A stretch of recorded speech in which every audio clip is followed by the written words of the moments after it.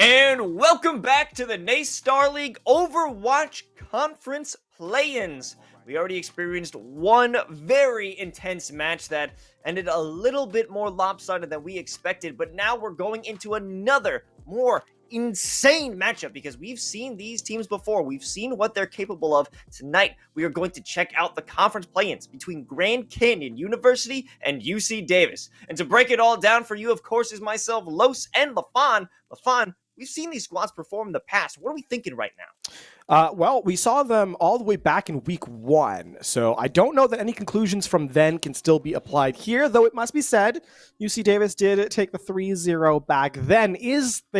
Has there been any adaptation since then? We'll have to wait till the series to find out. As a surprise, we're going to see map number 1. And I forgot the name of the map already. No, I didn't. It's Lijiang Tower. Of course it is. Of course it is. That's our bread and butter right there. The callouts just don't work. The callouts just don't work. I don't know. I don't know what. Maybe I'll start just pretending Lijiang Tower doesn't exist and say, "Oh, we're casting something else," but no, it's Lijiang Tower. UCD will be in blue at the start as we get a look at the rosters, of course, here at Los. Eyes on some players that we kind of have an expectation for here is I think a little interesting because there's other squads where we've seen players that sort of stand above everyone else in terms of recognition, in terms of their performance, right? There's one player that's kind of the focus on the roster. I'm not so sure that's the case here, and obviously it's our second and third seeds here in the West, respectively. Again, you can see UC Davis in second, Grand Canyon University in third, and win is mandatory at this point, right? Because you lose, you go home. Win and you stay alive to fight another day. This is something, as we said, these teams have faced each other before. We're looking to see if there has been any adaptation or any evolution since then. Of course, yeah, that's what it's all about. And I think that's the best possible matchup. A team that you lost to in the beginning, the absolute first chance that you had to show what you've got in this league, and now you're facing each other here again in the final, or at least the final attempt of this entire conference. If you can make it, beat your original rival, or keep your previous opponent down where they belong, it really is going to be a true testing factor, and I'm definitely excited to see if there will be any improvement from Grand Canyon, or UC Davis will be able to reign supreme, at least within second place. Yeah, and I mean, for Grand Canyon University, this is the ideal, as you said, this is the ideal kind of matchup for them. There's no pressure on them, really. They're the third seed facing up against the second seed. They've already played against this team and lost to them in a 3-0 fashion. So, there is an element here of UC Davis needing to be aware. You can't get cocky. You can't get, over involved in your own gameplay. You have to recognize that, sure, you beat this team once, and yes, you can beat them again, but that was a long time ago, and you don't know how they've changed since then. So that's kind of the eyes on that I'm looking for here in this first map as we get the quick debate. I saw the 2. I'm like, oh, the doors are opening. No. Psych. All good. Well, I would say it's a much better time to have a technical pause rather than a few meters from the final objective on Junkertown. Yeah, tragedy there, but no, yeah. To the point of this first series or second series first map, this is a case where we kind of have to see. It's a team that we know can beat. One team can beat the other because they've done it. We haven't seen it in a very long time, 9 weeks or more, and so there's an element here of how have these teams evolved. That's been our storyline throughout this entirety of the season. In this kind of league here, Los, has been evolution. We've talked about this in every stream because it's been relevant in every stream. Teams have improved significantly over the course of the season, so the culmination has to really be here. And I think that's where that's kind of why we've been highlighting the improvements that the teams have made throughout these 9 weeks of play. Well, I think that's a great thing about collegiate leagues is that not only is college a transformative time for you personally, but your growth within a game can also appear when you have the right coaching staff, the right amount of resources at your hand, especially if you have a school or university that really supports your squad. You can see massive amounts of improvement, leaps and bounds even within the course of 9 weeks, and we'll see if those improvements have been made here on Lijiang Tower as Grand Canyon University looks to defeat their former rival, UC Davis. This is about to get started with a similar comp, at least in terms of tanks, and well, actually a straight-up mirror matchup. KO is going to be the first one to fall in a very quick moment, holding themselves within their shield. It will be Flamehead. They do have the support, and they're going to try and take the fight even further as another player falls. Ecal falls straight up off the map, and they will keep their aggression at bay there. Yeah, that's going to be the full reset. I really like Grand Canyon University, what they're able to do there. They put their Reaper in aggressively from Azwar, right? They get into the back line and have them deal the bulk of the damage to the Winston. KO really can't find any value, and that's going to have to be the full reset once your main tank goes down. Aggression here tempered by spacing by Grand Canyon University as they take first objective capture. At this point, it really depends on who is going to expend their shields first, and Ecal just putting in a little bit of a poke, trying to push them back as War and the rest of the front line are keeping them at bay. Grand Canyon will give no ground, no quarter here. Guarded. It's a great hack coming in from Sweet Potato there, as it prevents Kabachi from being able to Wraith walk out, and that's going to be, the first elimination down. Then the reset comes through, and obviously the coalescence to clear out. UC Davis now have some tools to work with EMP online ahead of Sweet Potato, ironically enough, though Q-Tip does have the sound barrier to defend should it come through. Sweet Potato just shooting from an angle, but it's going to be that Frosty ultimate first. However, Sweet Potato finds quite a bit more value, dropping it down onto the Primal Range Monkey, and it will be popped off along with Azwar's Death Blossom. And it does seem that the carnage will continue as there's so many squishy players just waiting to be taken down by those shotguns. I'm really liking this ping pong attention that Grand Canyon University is doing. They, one target takes aggression, then they kind of filter into the back of the fight, and another comes back in. All the while, UC Davis uses all their resources and now has essentially nothing, while GCU still has tools to work with: the Primal Rage, self-destruct to create space. Okay, here comes that Primal Rage, and it knocks off Kabachi. And will there be anyone else? No, the hack comes through, and that will not allow them to do any more damage with the Rage Monkey. And Ecal diving in deep, using that self-destruction, but it doesn't find any value as Pinnacle and Sweet Potato take down their counterparts. Kabachi coming back into the fight does have those Death Blossoms ready, but I don't know if they can even make it onto the point. Yeah, they just don't have any more players left to touch the objective. And even if they did, I mean, you saw at GCU, they end the round with the Coalescence in the background. They end the round with the Self-Destruct. They had tools to kind of close it out. Now, we head into round number 2 as GCU has kind of said, listen, we're not the same team that you played against in week 1. This has been a much more cohesive squad in these play-ins.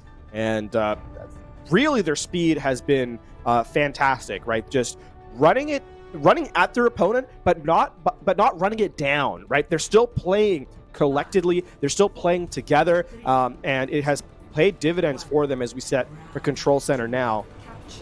Again, mirror compositions, again, a Junkrat and a Symmetra, so lots of spam online here for both teams. Oh, Sweet Potato already going down in an instant as Ecal and the squad are trying to flip the script in terms of who is aggressive. Frosty laying down the grenades down that hallway. We'll find some serious damage, already 35% up toward that ultimate. Yeah, they space out. The Junkrat comes in, gets the elimination onto their counterpart, and that will herald the end of the fight, so the reset comes in. Now GCU are in the unenviable position of having to retake with both these damage dealers, which is not ideal, especially with no ultimates online. Okay, and here comes Kabachi bringing out that beam. You know the second that barrier goes down, the damage will be insane. However, they won't be in range for that to happen. Royal also taking out Sweet Potato just from a distance, not allowing them to find real value with that beam. And now it's time for UC Davis to bring out their aggression, setting up the Immortality Field just a tad too late. And now things are starting to fall apart as a huge Flame Strike finds two with the Amplification Matrix. And now it is time for the Grand Canyon University to dive back into the fight and retake this objective. The reason why I said it's difficult for these damage dealers to find, potential on the retake is because they don't have their strengths, right? They're not fighting out of a choke and holding a choke. Spam damage is by nature harder to aim. It's harder to kind of focus where you want it to go. And so really, you need to kind of holding a position is stronger with its composition. UC Davis walk a little too far forward and punished for it, and that allows GCU in. The Gravitic Flux here opening up the fight. As that was a huge deny it. Huge flux, but the Immortality Field is going to keep them into the fight. Both Immortality Fields on both sides are going to be taken now. It will be Sweet Potato and Azwar who are getting some serious damage as they don't have the protection from the rest of their squad, and they will do the same thing that UC Davis did, but find success in this aggressive push. Yeah, this again, they do it from the choke point though, right? They don't go ahead of it, and so it makes it easier for the rest of the team to support. The Sound Barrier denies the Gravitic Flux. UC Davis actually going to make some switches as eCal goes in on the D.Va this time around. Photon Barrier at the ready for Grand Canyon University, as too is the Riptire and Gravitic Flux. Sweet Potato just sending out those spams. Here comes the Photon Barrier coming out from UC Davis, and this will bisect the point. They have an opportunity to just cut off multiple members out from GCU. Now it will be an opposing Photon Barrier, and it seems that they are always just trying to bait out the enemies into using their utility, and then they're coming out with their own. Azwar following up with the rest of their squad, finding that choke point once again that they really need to utilize those heroes, and it's working out so well for them. The Photon Barrier needs to be pushed with. You need to go in while it's still up so you can, dodge damage through. The Grand Canyon allows UC Davis to kind of idle in main, and they get away without using it now. They run out of time as it's up to 85%. This is heading towards that last fight for GCU. They back up. They don't overcommit, and now UC Davis has to walk even further into this, double point damage. Here comes the Riptide. It's a battle of the Riptires. Frosty isn't even given the chance to use it as Azwar pops it so quickly, and now there aren't a lot of players to try and visualize this retake, and it won't even happen. Grand Canyon University takes the first map in great fashion. If you were going to look at who had 3-0'd the other at the beginning of this league, you would not expect to see GCU coming out first. Yeah, a quick highlight here from the Riptire. This is just confidence. Even as you hear the second fire, the second ult call that come through, but it's too late. By that point, Azwar already has the elimination online, and Immortality Field, you're not in it, you're just taken out. So that's going to be, in the final fight with 2 players down. That's the end of the map already signaled, already heralded here, and that's going to be GCU taking the 1-0 lead. Sort of a flip of how their first time against each other went. And, this has been GCU improving solidly throughout the season. I think much more coherent in their approach. They're very quick as a team. You don't see players being idled out, being left behind. And that means that they take a 6-player attack and are often the ones with more remaining standing at the end of it. Yeah, normally you would think it's better to act than to react, but at this point, I think that Grand Canyon has allowed UC Davis to use their utility first, use their opening hand, their attack in the initial event or initial fight, and then respond with their own counter ability. They allowed a Winston to jump in first, take them out, and then jump in with their own Winston. They allowed the EMP to be used on Garden. It didn't do much, then they used their own EMP afterward. The same thing with the Photon Barrier on the control center. Yeah, and I think the other thing to highlight that is not just that they're able to do that sort of resolution of a fight, by reacting to something. They're also capable of, in the same map, being the aggressive one. So it's a tale of a team with 2 strengths at the same time. And that's really the interesting thing to me as well, right? Because sure, you can do one, you can do the other. A lot of teams do it, but rarely do you see both, right? The ability to quickly change the tempo on a dime. We saw fights start halfway through the cooldown of the last fight, right? A lot of times we expect fights to be kind of segmented in Overwatch, right? You have sort of a setup phase, which is very short these days. Then you have the actual pre-fight, which is, jostling for that positioning, get the pick, kind of do the cleanup, end fight, reset, begin again. There were times where GCU in that sort of cleanup / reset phase, they would already force the next fight by running, ahead aggressively and just preventing the setup from coming in on the next fight. So, even as they were able to then slow it down and wait for that reactive style that you talked about, there is an element of the team playing a style that's very quick, then very slow, and has kind of thrown, I think, UC Davis off their game a bit. On top of that aggression, they always knew to quit when they were ahead. We saw in Garden when they won that initial fight, They were pushing them back to, I guess, their spawn area, but backed away. They didn't overcommit into those fights, and the overcommitment is something that we've seen as it could be a potential downfall for teams that had a good start, had a good aggression into the fight, but then they just went too far ahead with it. GCU knew exactly when to back it off and maintain their posture on the objective. Yep, we do head to map number 2 now. It's going to be Numbani, and I think this actually favors GCU, weirdly enough, because their dive composition looked incredibly strong on Garden, and Numbani first especially. Numbani A is so, if you don't have a good dive comp, it can be a lot harder to kind of get value on that high ground. You can still do, the same things with a static composition, with a Reinhardt or a more rush-based composition. No doubt, I've seen it work. It's just that it is easier these days, at least in this patch, to kind of play with the Winston, to kind of play. I've seen Wrecking Ball worked as well here. So, I have to say that despite this being, GCU defending first, this map really should favor our team in blue. We do have that dive comp that we exactly expected, but I am enjoying Sweet Potato jumping over onto the Ashe. I'm a big fan of Ashe, especially if they're going to be holding that back hallway. It's having the advantage. If some player wants to do that dive composition, the coach gun is going to be perfect to try and root them out from that. Exactly. It's so hard to dive the Ashe. I mean, it's hard to dive hit scans right now. If you think of the Cassidy, if you think of the Ashe, they have abilities to kind of deny you that spacing. But the coach gun, as you said, it's a displacement ability. Plus, Dynamite really does put pressure on the support line with how much it ticks over. That's a headshot. Unfortunately, I think the Dynamite would have been a better shot in terms of detonating there, in terms of value, right, due to the damage fall off. Well, you can pick and choose what you feel is right, and I guess Sweet Potato thought, how about a little flare? How about a one to the dome for good measure? Speaking of good measure, already up to 30% on that ult charge, so the Dynamite has done a ton of work now on the second iteration of it. Already rooting out that potential dive. It's going to be Flamehead and Pinnacle just keeping themselves in the fight. Going for a secondary dive, it's KO. Being supported by Ecal and Frosty, but if they can round this corner, they may have a chance, but the shield's going to fall off the edge and won't be able to be utilized as Sweet Potato has free reign to fire upon the enemies, and main support, the first one to go down.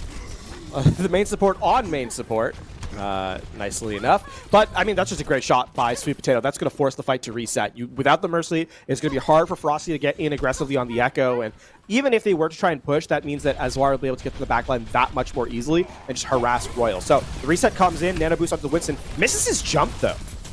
And misses the bubble again, and it leaves Ecal defenseless as they try to go through. The Nano on the Winston is pretty much negligible as Winston can't get into position. Kabachi comes through with the potential flank, and finally there is KO there to give support with the bubble, but it won't be enough as Pinnacle dives right on in onto the enemy. However, the tables have turned. Pinnacle is all alone. Frosty will go in there for a flank, and the sandwich is in effect. KO now all by themselves, jumping onto the enemies and busting out the Primal Rage, but they will be put to rest. Frosty, however, on the point. They are capturing it slowly but surely. Sweet Potato getting hit with their own Nano and won't be able to utilize it for much long as Frosty's doing some serious work cleaning out the objective, keeping themselves safe, but it won't last for too long as Flamehead is coming back into the fight, and they do have the Primal Rage, and what seemed to be under control from UC Davis is being taken back from Grand Canyon. Yeah, GCU, the respawns are coming in, and there hasn't really been the clean focus on any target. That means that GCU, as they can start to use these resources, will be back in, back in control, and in fact, have really denied UC Davis any space left on the objective. You really would have thought with how UC Davis was going, especially Frosty, the performance Frosty was putting on, taking out their targets, it made me think that this was going to go a lot better for them in this position than it actually did. I think it was just too delayed. Yeah, I mean, the sleep dart also helped, right? You take away the Primal Rage fully, and that's good. This coach gun has been such a frustration for KO at this point. And combine that with the whip shot out of Q-Tip, and there's just no taking that upper balcony, and Flamehead just is not going to allow anyone to try and come out of here without taking serious punishment. They are hiding in that Winston bubble, but the pressure is on. Q-Tip is forcing themselves in, and the shots from Azwar aren't seeming to help too much, but there's a huge stick coming out of Azwar. Royal going down, but they did get the Nano off before they did. KO just jumping through the backline, using that Primal Rage. They won't be slept this time, and they are making their presence felt. However, although they take out the healer. Royal is coming back up the side of UC Davis. They do have a chance to try and bring it back. Flamehead, however, is lessening those chances by the second with this Primal Rage. Caught them in a corner, caught them in a tight position, and the fists keep on coming, and the players from UC Davis keep on falling. And this is going to be another, like, 20 seconds left on the clock here. You have to full reset, come back in as a 6. The only thing you have online is the Pulse Bomb, so you need a big stick here. And look at the sustainability for GCU. Self-destruct, obviously for zoning. The Bob will be online shortly, and the Rally as well. Kabachi needs this pick to be on the break. It has to. You have to deny this Rally here in the last fight. Kabachi has a great potential. Use that Pulse Bomb if they can make it, but they missed the Pulse Bomb, and it's not utilized. Sweet Potato, in response, sends out Wow, but I don't even know where he is. From that corner angle, they're doing serious damage. But on top of that, the self-destruction just is such a zoner. No one is allowed to even walk onto site. It's going to be Ecal going there for the overtime, but that's not going to amount to nothing. GCU with full understanding of their composition. It was a really clean play, and I think the interesting thing there, the adaptation is that Azwar lost the true 1v1 to Kabachi once and then stopped taking it, right? There is an element of players when you match up against a mirror composition, right, that you want to ego check your opposition. It's natural. You want to kind of define yourself as being the better player. Sometimes though, prudence is the better, or discretion rather, is a better part of valor in some instances, and there for sure don't take the 1v1 unless you absolutely have to.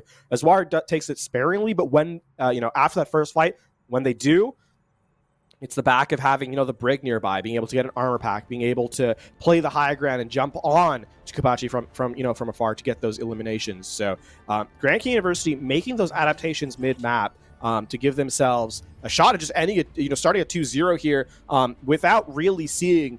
I mean, we're not seeing any further than the first objective, and even then, not even the full thing. Just 2 ticks gained will end this second map, I should say, of Numbani. Now it's all going to be about how UC Davis is going to work to try and mirror that denial. However, there won't be the aggressive damage dealers that we would have expected, at least in terms of diving. Now we do have Azwar here bringing out the Tracer. Now, if they could get behind on that back balcony and just remove Royal sitting up there along with main support, this could be a done deal much more quicker than we'd expect. See Sweet Potato back to the Ash and still going to have... looks like still has the pocket. Q-Tip switched and then switched back again, so that's interesting. And I mean, UC Davis, they don't have any real burst potential here, right? The Soldier, not really known for the ability to kind of instantly take out a character the same way Ash can. See Sweet Potato already forcing the recall from Frosty. Oh, they've got that Tracer's number. Sweet Potato, however, not looking to get super aggressive at this point. I think they're looking to pick up that ultimate charge and go in with a big burst for Bob, but Kabachi is finding a little bit of pressure. However, the support from their teammates will keep them in check. This is not going to be lost. Good tracking over onto Flamehead. Will make him think twice about jumping up.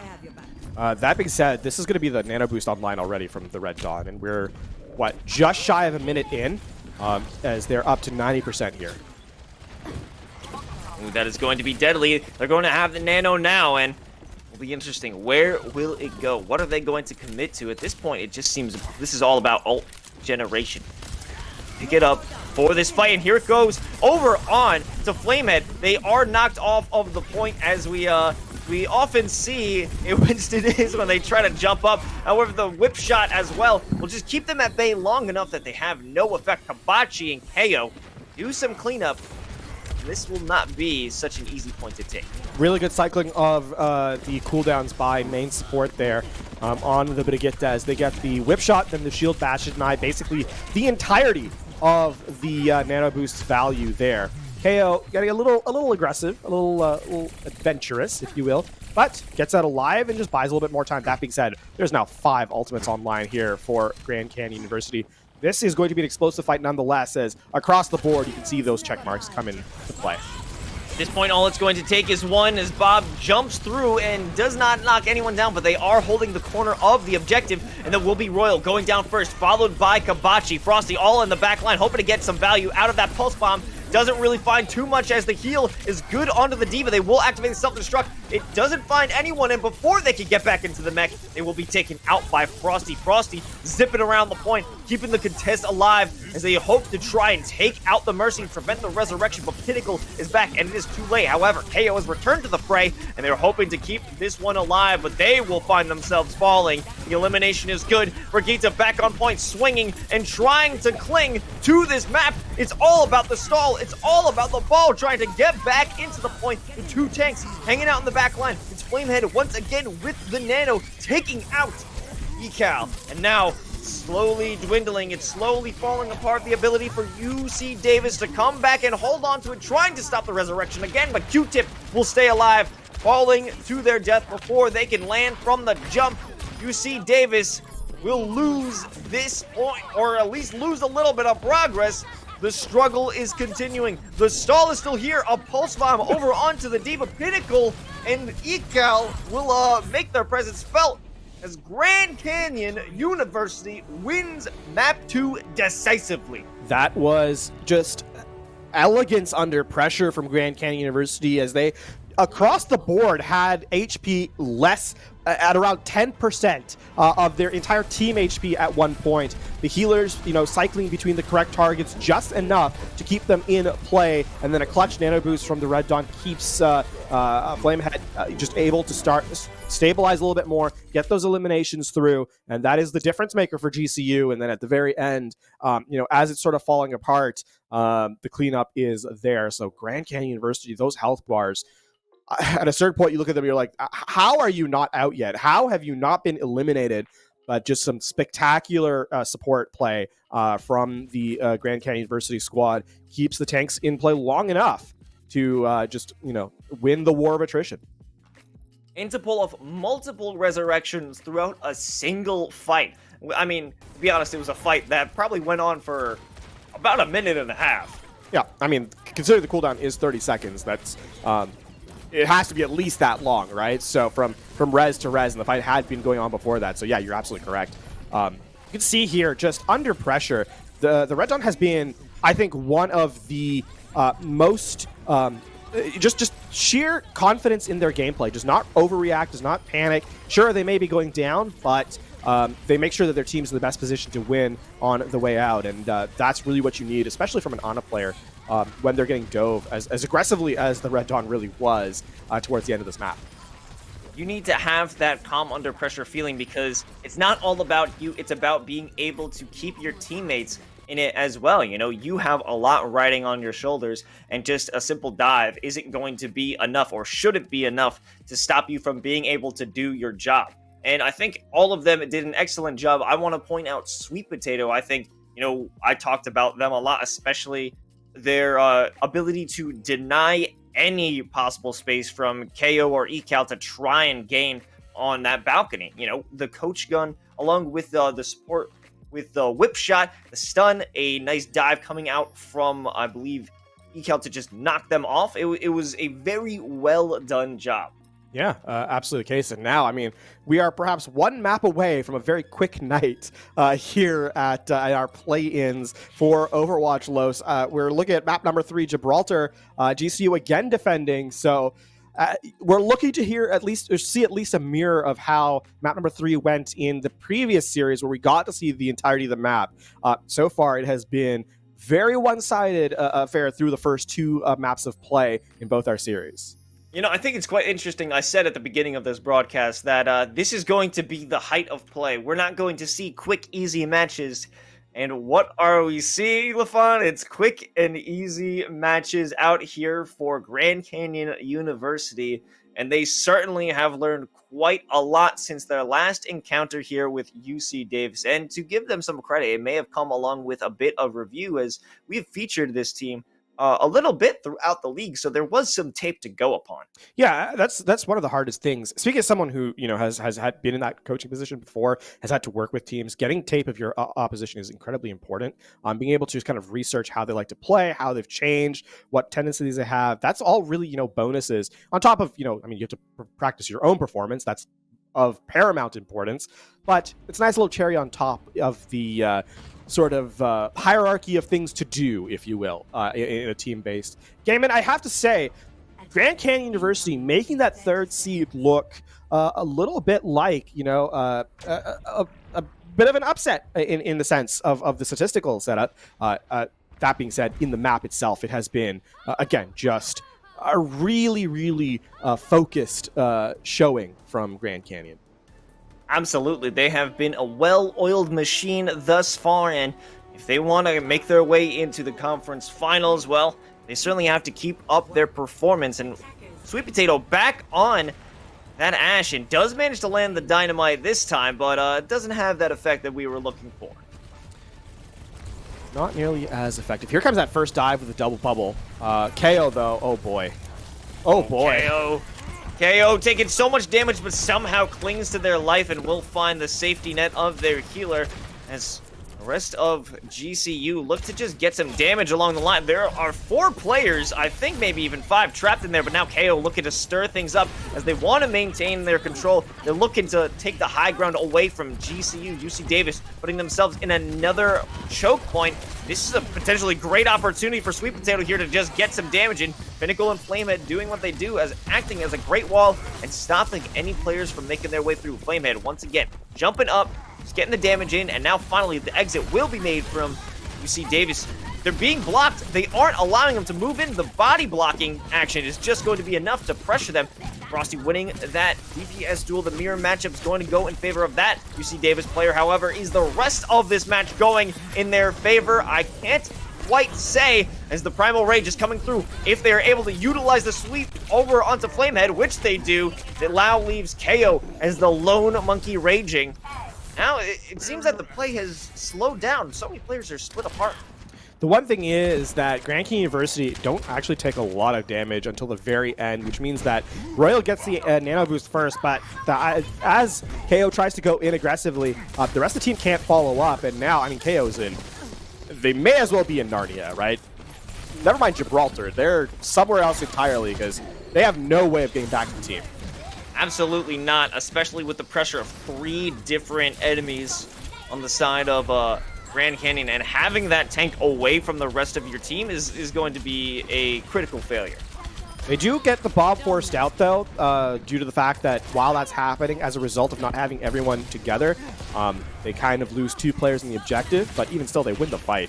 And that's a big anti-nade that's going to deny Kabachi any space forward here.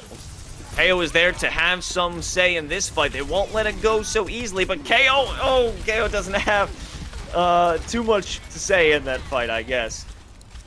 Bob out now for UC Davis. Time is running out. 1.5 minutes left. And, I mean, you just got this Graviton Surge. This needs to be a win condition. You need to win off this Grav on this objective.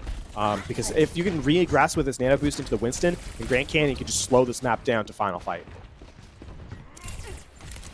Swar finding themselves in a potentially good position to try and get a lot of damage on some caught off players, but we have this Nano Monkey over onto KO. He's getting in the backline. We have a Graviton Surge over onto the point. It's going to take out Pinnacle away from their mech, but jumping into the backline, we will have a Nano Flamehead to try and put on some damage, but they will back off and return their focus onto the point. KO in the backline using the Primal Rage, puts in serious damage, and actually just totally destroys all the defense on the other side of that door.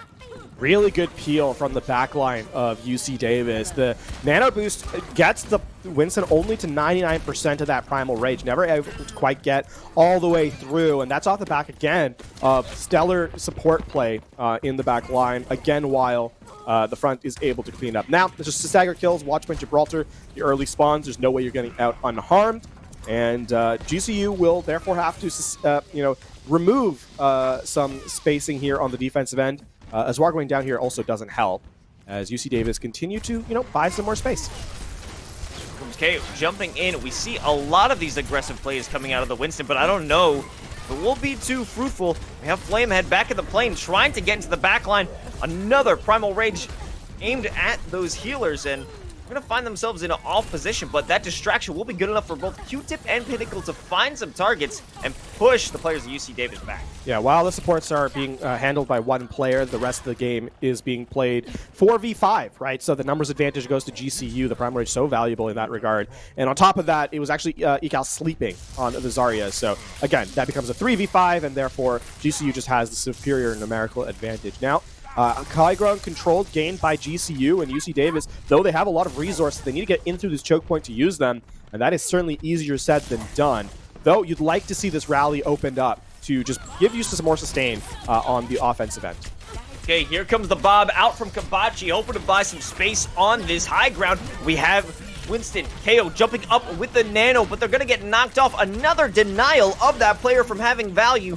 They're just lining them up in that side door on that high ground, and Grand Canyon maintaining great posture on that plane. But they do take out Azwar to UC Davis, so that's one DPS down, but you need to get a little bit more value here, and the Primal Rage is not getting the eliminations you'd like it to. It's just moving them out of position, and that's all KO can hope to do at this point, and put them close enough for that Graviton to have some serious value. However, what they hoped to use was that Pulse Bomb, eaten by Pinnacle. The combination of ultimates doesn't come into fruition. It doesn't bring that alley-oop that they were looking for. Grand Canyon University popping out the Primal Rage in the plane along with that Nano, and Flamehead is doing some damage. I'm having a hard time to see what's even happening with all these ultimates coming through, as we have Ecal fighting for their lives, using those bubbles and maintaining themselves in this fight. Yeah, but speaking of maintaining in the fight, the rally is brought online by Q-Tip, and that's going to give more survivability with the armor to the defense here. Now we're in the last 30 seconds of play. You've got the rally. You're going to have the Graviton Surge. These need to be in position to win. You have to get these to be your win conditions. The same story as the first point here, as Azwar goes wide with the Pulse Bomb. Azwar on off angle is just digging into Ecal, but they're having that shield maintained. They're having the heals maintained. It's the anti over onto the Brigitte. Main support does have a lot of damage going on, and they will be the first one to follow. However, Q-Tip will soon follow them. Ecal no longer there to provide the bubbles, and now so far away from their team, so deep into the enemy lines without protection. It's UC Davis, unable to bring it to the second point. They just never get that Graviton Surge, Los. They never get online to those critical closeout resources. Just excellent. Again, we talked about that ping pong idea on map number 1 on Lijiang Tower. It continues to make its presence felt here, right? When Flamehead gets a little too low, then it's Azwar who's really taking the focus, or Q-Tip, or even Pinnacle in certain regards. And though they get very weak, they again, the Red Dawn and Q-Tip doing a great job of focusing the correct targets for their healing. So go low, but don't get eliminated. Bend, but do not break. That allows GCU the ability to hold here. And now, again, 2 points captured will give them the series win and move on here in our West Division in our play-ins.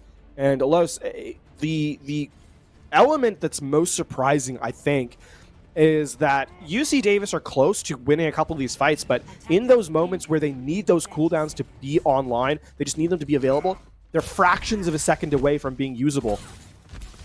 And that has really been a difference maker in the later half of the series. Not so much Control, which I think was much more one-sided, but certainly on Numbani and definitely here on Gibraltar. Ooh. Hold on a second, LaFawn. We are seeing the Hog, and I do believe they're going to teleport, they're going to try and halt hook, and then I think they're going to change. Okay, let's see it. Let's see if that is going to be correct. Yep, they're going to do that, and absolutely right. Yeah, it's a nice little cheeky play. If you get a hook, you get an elimination. If you don't get it, well, it's literally a second wasted, so not a big deal at all. Though Frosty has made their position known, getting on the flank here to just put some backline pressure onto this squad. Well, you have to keep the attentions divided of Grand Canyon because they have been very focused in who they want to target and who they want to be in the fight. If you could split that attention, keep their minds off of, a single unit, then that may be exactly what you need to win. Ooh, a nice little race for that health pack is. Frosty and Azwar are dueling right now, but it doesn't really matter because on the other side of the map, Sweet Potato and Flamehead are just ripping apart UC Davis. Something that is a little under the radar there is that Azwar doing such a great job of getting that health pack actually opens up the map for Grand Canyon University, because that means it's less resources that Azwar needs to keep that going. And then in the 5v5 mirror, you don't have the Tracer on the flank to kind of put pressure to the backline. So that's a full reset. Smart play by the Tracer here for GCU. And now, just like that, we find GCU all the way at the end of the first objective, but now we do have a full reset coming out of UC Davis, and they are looking strong. It's going to be KO finding two, making themselves such a nuisance, such a big bad to take down as, well, GCU doesn't really have a response for it yet. Yeah, that's going to be the reset here. Again, Pinnacle did not have the mech, so you don't really have a true 6v6 on the retake. Gets taken down, and it's going to be a full-on reset here. Something interesting that I've noticed from GCU is they're not actually playing the pocket pick with the Mercy Ash. They're playing kind of the frontline look, and that's giving a lot of space for the Red Dawn to get dive in the back line, because it's not really being supported. That being said, Primal Rage and Nano Boost committed here, or available to be committed, as Royal applies it to KO. KO jumping into the enemy, but he's going to be taken out before they can utilize that Primal Rage. Yeah, that's just goodbye. Yeah, they didn't even have a second to think. Once they got slept, it was all over. Now we do have another player getting nanoed. It's going to be Flamehead. Does have the nano, does have the pressure, going in the sideline, and now, once the nano is up, going to bring out that Primal Rage. On top of that, it will be a self-destruct, and Bob is here to play as well. However, a lot of these ultimates, besides Bob not finding too much value, but it is creating pressure against UC Davis, and still again, Grand Canyon University can't manage to close out this first objective as time is slowly creeping. Yeah, there's going to be the DMAC onto Pinnacle in the back line, and the supports are back. So Royal's going to have this nano boost. If KO can stay alive, this is entirely salvageable here. Okay, Bob is going to go out, but it will be a little too far to have too much of an impact. And KO going back onto the point, denying any contest, and UC Davis is really holding on to this objective well. Yeah, this is but the nano boost has now expired, and you need these eliminations now if you're UC Davis. Big pick up there onto Flamehead. Now main support just bringing the pressure. It's also Frosty. No one is even allowed to get to this objective. This is getting a little dire. We're 30 seconds away from this map potentially ending. Azwar gets taken out, but not before getting the DMAC here. This is the last fight. Actually, this is going to be bad, because now it's 24 seconds remaining. Sweet Potato is just out. You have to wait for that reset to come in, which means it's going to be full 6v6 on the retake. Ecal going to make the switch over again. That's just to get the mech back. You absolutely need it for this last fight. KO with a Primal Rage. UC Dave is in prime position to close this map out here. Big anti over onto KO. If they're going to utilize that Primal Rage before they go down, they got to do it soon. Jumping into the back line, Flamehead does have the nano on them and do have the Primal Rage. They're going to jump into the corner. Won't be able to use that Primal Rage just yet, but here it comes. Sweet Potato being decimated from the back line, but they turn it around in a great flick over onto their counter Frosty. Now the damage is being done. There's so much effort being brought out here by GCU. They aren't going to allow themselves to be stopped here, not before the first objective, and they make it. Barely under the heat of battle there. UC Davis smartly not using the rally. This is going to be a big closeout. 220 is not a lot of time if you think about how defensive high ground hold is very possible here on Gibraltar, and even with especially with Sweet Potato going down. You lose that ability to position aggressively here, you do GCU, and that means that now UC Davis just have to really force two fights. They're going aggressively. This is a good read from them. Going into that stairwell, it is going to be all red in that kill feed, and it's going to force an absolute reset out of GCU. Yeah, that's perfect. You get the early elimination onto Sweet Potato, so then it's a 5v6. You get the rally to make sure you stay alive, and then you just run it in, and that's a minute off the clock gone already here. So the cart, though it only needs to go halfway through this point, you still only give it a minute half for GCU to do that, and UC Davis not even expend that much. Eyes on Royal here and KO as well as they try to get that combo into the Primal Rage up here for this fight. Red Dawn still has some time to try and build that up, but the stuns onto KO will be good. They aren't going to be able to escape with their lives, but they actually jump into the backline. KO activating the Primal Rage, finds Sweet Potato in that tight room, and they will be able to potentially escape. Picking up that health pack is going to be huge as UC Davis holds on to that choke point, and Claymore looking to body block it, looking to body block it, and they actually do, along with Pinnacle. KO will not be allowed that great escape, as Eswar and GCU are hoping to bring this fight back under their control. However, Bob, therefore, some denial. That's going to be the evening up. So it's technically 6v6 now as Bob plays the role of a tank to deny the cart any percentage. UC Davis, though, have kind of run out of resources. Only the self-destruct online as Flamehead walks into the backline. Main support and Kabachi go down. Flamehead jumping into the plane, causing some serious commotion. And Sweet Potato continues to put the damage. KO goes down as well. They still have the point moving forward, looking to try and escape. It's Ecal. Ecal does manage to get away and try and look for a reposition, but we do have Bob on the horizon. This is it. This is the last fight. Someone needs to touch. 15 seconds left. This is all that is left between GCU and the series victory. 10 seconds on the clock. There goes Bob, denying anyone from going through that objective or that point, that chokehold, and a big dynamite going on there will take out Kabachi, but now the fight has been centered over onto the point. Multiple players going down. It's going to be Ecal, the first one to get knocked out of their mech. KO falls as well. Lucio trying to deny or stall anything, but they can't stall the inevitable as GCU wins 3-0 and heads to the conference finals. What a run through here from GCU. Flamehead rightfully getting the highlight here of the game, as this player was a difference maker throughout the series, but especially on Gibraltar. That body block really opened up that second objective for GCU. It looked like UC Davis was on the brink of bringing that map back in their control, but with the body block, I mean, you saw that elimination come through. That was the spacing that was needed. You needed an ult just to even it back up in terms of the timing. And again, just a moment there that is, I think, a huge part of why GCU are continue to move on, who upset our second seed here in the Western Conference to give themselves a chance against the first seed.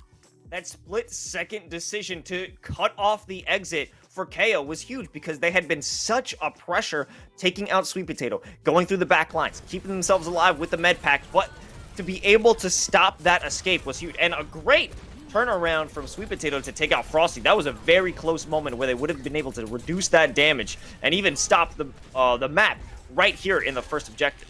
Yeah. Oh, this is it. That is, for KO, you just feel so bad, right? Because, like, there's nothing you can do. Both the tanks are in your position, locking you into a corner. You just have to accept that your life is forfeit in that regard. And that is the beginning to close it out as GCU fight to the bitter end. But they get there. They get there in the end. And it's, again, as we said, a 3-0 to complete the series here. More than completing the series, it feels like completing, a heroic arc.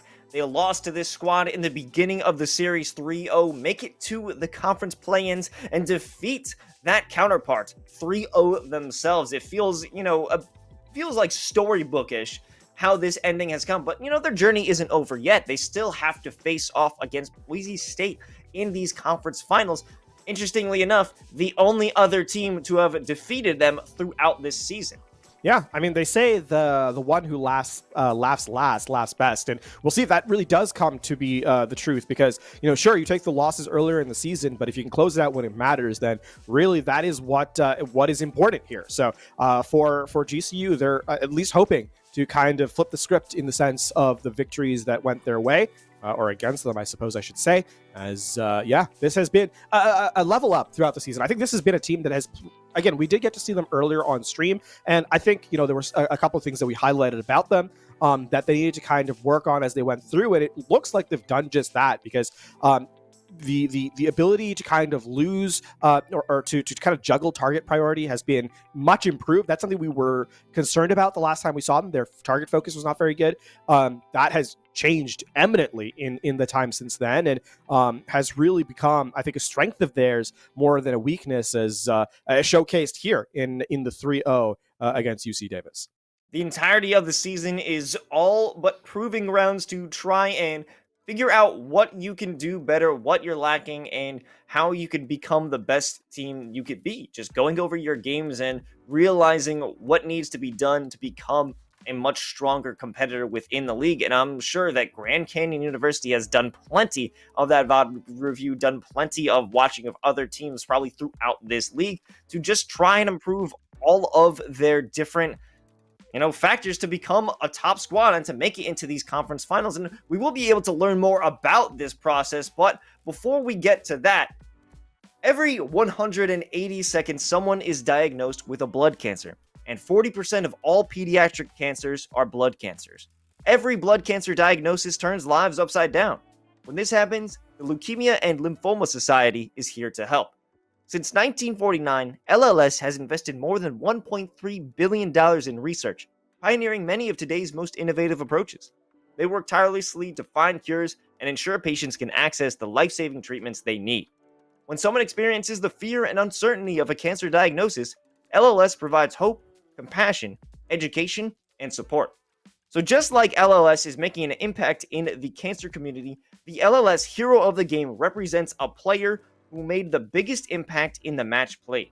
Whether it was a clutch play, a sacrifice, or provided strong leadership when it mattered the most, today's LLS Hero of the Game is the Red Dawn. Red Dawn, how are you doing? You made it through the conference play-ins. How are you feeling right now?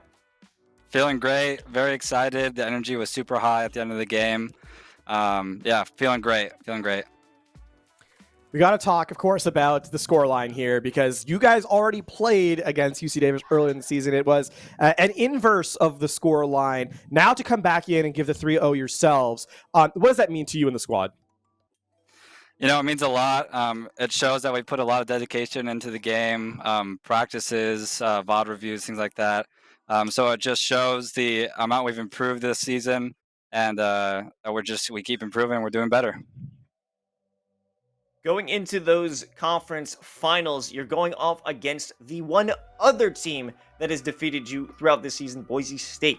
How are you preparing for that matchup, and what are your thoughts based off of your one other loss and the result of it today? As stated before, throughout the season, we've been practicing every week. So we're going to continue with the practices, the scrims, the VODs, and just get prepared for Boise. And as you said, we have lost. This was our other loss of the season. And just like today, we're going to come in strong. We're going to come in with good heads, and we're going to take the maps. Sounds good. Take a minute though, because you've obviously won today. You get to enjoy it for a little bit before you get to focus on that next match. So, in the spirit of that, what was kind of your favorite moment of the game today? My favorite moment, I would say, the third map that took us to Watch Point, and as everyone knows, GCU's weakest map is Watch Point. So, I think my favorite part today was winning for the first time this season on Watch Point. Well, not the first time, but taking that win on Watch Point against a hard team really brightened our spirits, and we were just very excited about that. That's awesome to hear, man. And before we send you off, is there anyone that you want to give a special shout out to? Shout out to the GCU team. Shout out to GCU for the facility and things like that. And shout out to our coach, Ninja Cat. Whew. All right, well, thank you, Red Dawn. Congratulations on your win, and good luck in the finals next week. Thank you.